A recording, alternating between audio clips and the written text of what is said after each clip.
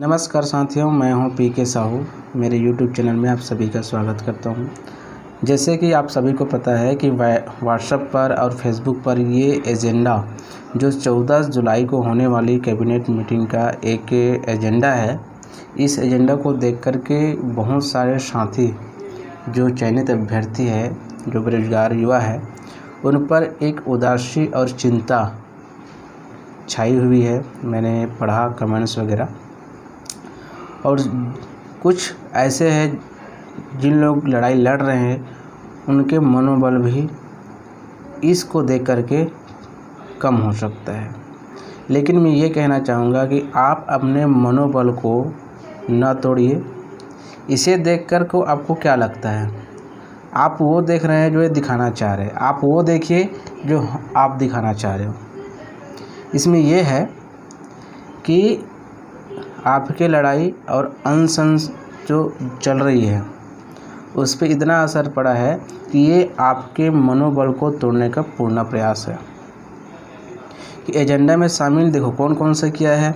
शिक्षाकर्मी के सम्मेलन की बात कही गई है, उत्कृष्ट विद्यालयों में भर्ती एवं शाला मरम्मत पद पर चर्चा, ये भी बात कही गई है। लेकिन शिक्षक भर्ती ही क्यों नहीं डाला गया, आप समझिए। क्योंकि अभी जो वर्तमान में लड़ाई चल रही है, अभी इसमें डाल देगा तो ये उनको लगेगा कि इनके आगे झुक गए। मैं साफ बोल रहा हूँ, कुछ नहीं।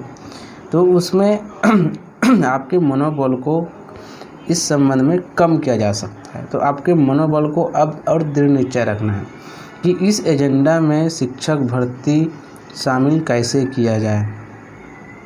देखो 8वां नंबर पढ़िए, अन्य एजेंडा प्रमुख सचिव महोदय की अनुमति से। अब कुछ एजेंडा और शामिल किया जा सकता है। जैसे मैं आपको बोलना चाहूँगा इस प्रपत्र के माध्यम से कि ये कोई आपके मनोबल नहीं तोड़ सकता।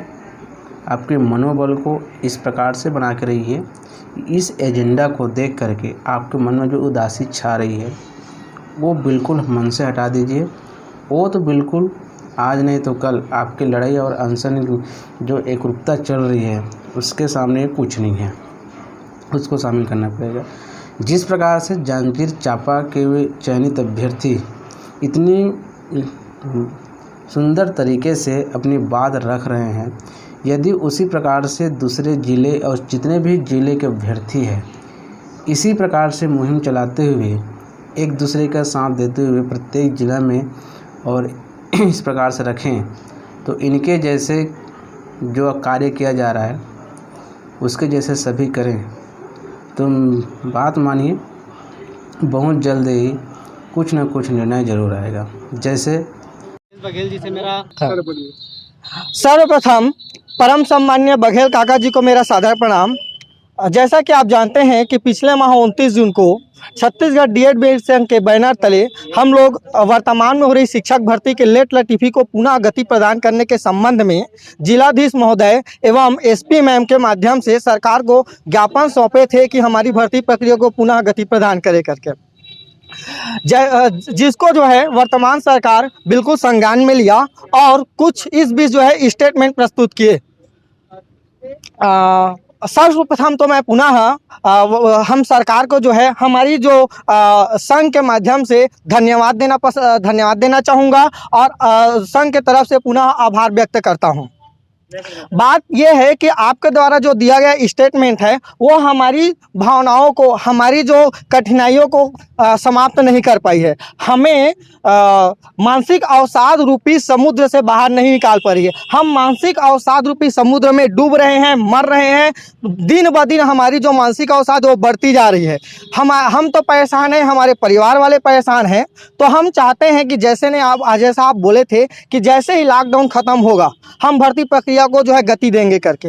अब आप इसी बीच बोल रहे हो कि जैसे ही आर्थिक स्थिति सुधरेगी, वित्तीय व्यवस्था पटरी पर आएगी तो भर्ती प्रक्रिया को फिर करना शुरू करेंगे करके। लेकिन हम छत्तीसगढ़ के सीधे साधे होते हैं, बात एक लाइन को समझते हैं, सरल भाषा को समझते हैं। आप हमें एक लाइन से बोल दीजिए कि एडजेक्ट दे दीजिए कि मैं अक्टूबर तक भर्ती प्रक्रिया को जो है पूरा कर दूंगा करके। उसी प्रकार से या इस बात को नहीं मान रहे हैं आप तो भर्ती प्रक्रिया को जारी रखिए और क्या बहुत जैसे कि जो प्रोसेस है पात्र की सूची आना या काउंसलिंग होना या फिर निराकरण की सूची, ये सब काम कीजिए। जब आपकी आर्थिक स्थिति या वित्तीय व्यवस्था पटरी पर आती है तब आप हमें नियुक्ति दे देना। हम लोग मानसिक अवसाद से बाहर निकालिए महोदय, परेशान हो रहे हैं। कहीं ऐसा ना हो जाए कि हम मनोरोग के शिकार हो जाएं, कहीं ऐसा ना हो कि कोई और जो है घटना का शिकार हो जाए। आप समझदार हैं, परम सम्माननीय हैं और आप हमारे लिए आदर्श हैं। यदि मैं थोड़ा सा बात करूं मेरे एक दोस्त की, कहाँ हो? हैं? अभी कहाँ हो? कौन सा क्या हो? क्या चीज? जिला शिक्षा अधिकारी को हाँ, ये क्यों हो? बात बोलो ना आप।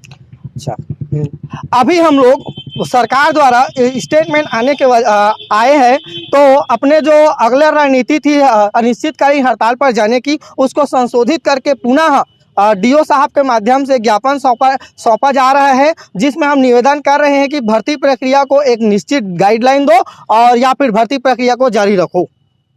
आपने वीडियो देखा होगा, वीडियो में आपको पता चल गया होगा कि जांजगीर चांपा के जो अभ्यर्थी है वो किस प्रकार से अपना काम कर रहे हैं।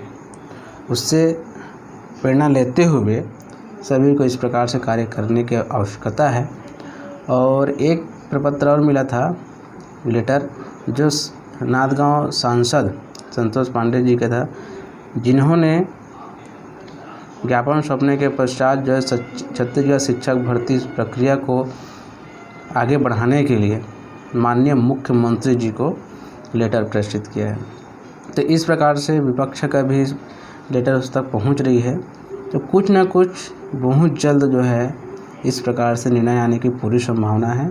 तो आप ज़्यादा ही अपने मन को निराश न करते हुए अपने आत्मविश्वास से जो कार्य कर रहे हैं उसे करते रहिए और करने की आवश्यकता है। तो दोस्तों, आज इतना ही। Thank you.